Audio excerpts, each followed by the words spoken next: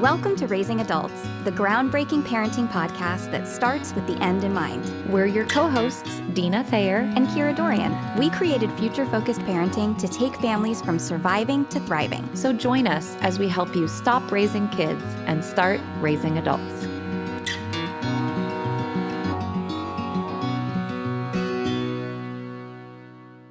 Well, hello, everyone, and welcome to a Raising Adults podcast spin cycle. This is where we take one of your listener questions and address it in just a shorter version of a Raising Adults episode. And so Kira is going to start off reading the question we received, and then we're going to give some tips for that. Yeah, we got a great question from Liz, and she says, I've been trying to figure out how to deal with tattling versus telling.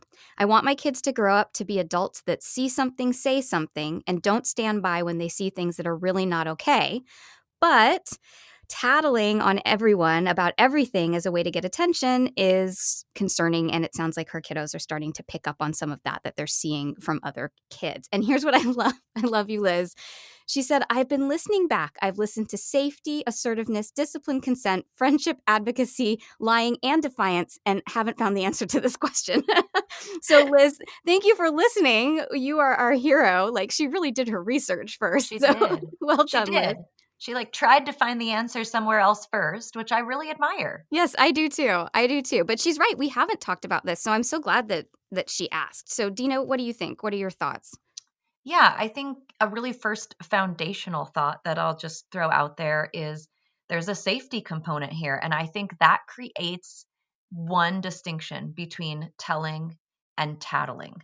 So if something or someone, and I would say more importantly, someone for sure, is going to get hurt, then that bringing that to an adult or a grown-up is not tattling. So if there's a fire, if somebody fell down, if someone is bleeding, that's not tattling. Getting some help for that is telling. That's exactly what she talked about in her email. That's I'm not going to just stand by. That's, hey, we need help. And so to me, I think that's a really important distinction when there's a safety issue. And I love and have learned so much about this piece from you, Kira, but that also includes if someone's being emotionally hurt. So if your kids are seeing evidences of bullying or somebody getting hurt physically, pushed down on a playground, or being unkind with their words and getting name called, getting an adult to intervene in that, especially if maybe the child doesn't feel safe to do so themselves, is definitely, in my mind, telling, not tattling.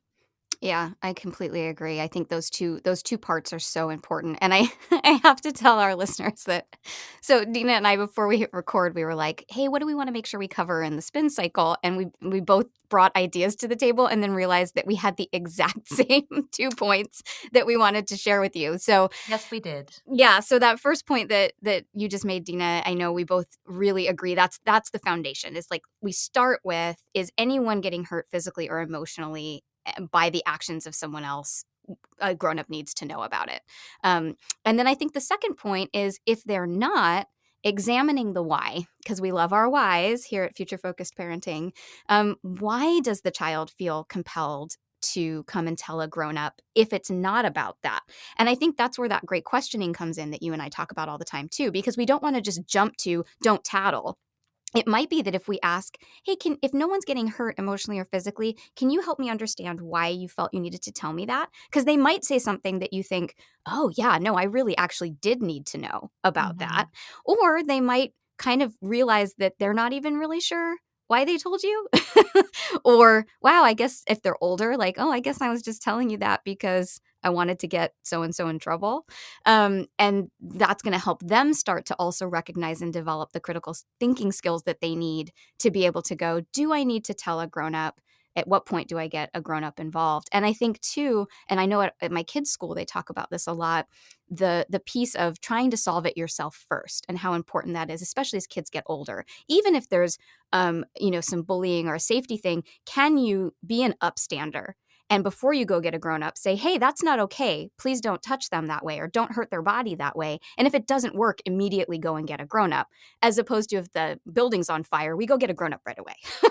Sure. So helping kids kind of recognize if there really is space for you to be an upstander, we want you to be an upstander and not a bystander, but sometimes there isn't, and so we need a grown up immediately. And if none of that's going on, I'm kind of curious why you felt I needed to know. And it might be that your child says, I needed you to know because I tried to solve it myself and I couldn't. And so now I need help. And that's That's what I another, was just yeah, of course that's it what I was was. literally just going to say, is that's where that question is so helpful, because it could be that we might jump to thinking there's a more menacing or malicious reason, that it's to be attention seeking, or that it's wanting to get another child or a sibling in trouble, when really it might be, well, I'm getting you because my efforts now have failed. I tried first and now I need help. And that's different. Yep, I totally agree. Well, listeners, we want you to know that we get questions from listeners, and not all of them turn into spin cycles. Some of them, we say, oh, that sounds like maybe you need a little more coaching around that, or that's something that we can't really, talk about on an episode specifically. So if you are interested in getting some questions answered, we do really encourage you to consider becoming a member of the FFP family, because at that sort of third tier of membership, you get monthly coaching with us. And so you get to join a group. It's a limited number. We only have a few spots available, and you get to join in and ask these kinds of questions. So whatever's going on for you that month, you can be like, hey, Kira, Deana, what do you think about this? This is what happened. What would you suggest? So especially if you're one of the listeners who wrote in with a question and we weren't able to turn it into a spin cycle, you might want to consider becoming a member of the FFP family. And you can do that by going to our website and clicking on the membership button, futurefocusedparenting.com, or you can go straight to the site, which is Patreon, patreon.com/FFP.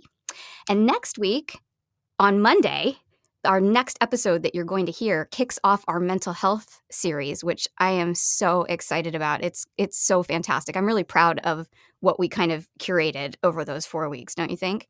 Yeah, it's pretty special. I think being able to bring in some expert voices around these topics, because they are so important, we didn't want to just try to tackle them ourselves.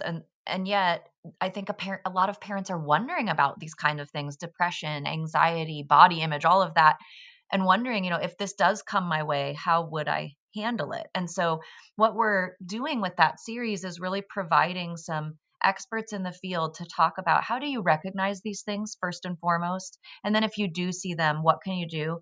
And also, really importantly, what are the things that you should avoid? Because we as parents, of course, we inadvertently, we step in it all the time. There's going to be some of that in parenthood, but we really don't want to step in it if we're trying to walk with our child through a mental health challenge.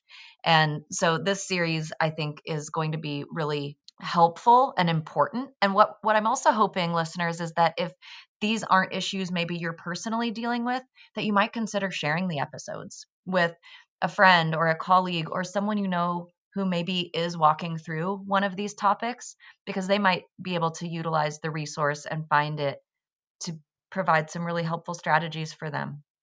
Yeah. So check that out. Starting Monday for the next 4 weeks, we are running that mental health series. Well, we're looking forward to being back with you for that on Monday. And thanks again, Liz, for your great question. You're right, we hadn't tackled this exact thing yet, so thank you so much. We appreciate that. And for those of you who might have a question or want to know more about membership or coaching, you can always reach out to us via email, info@futurefocusedparenting.com. Thanks for listening.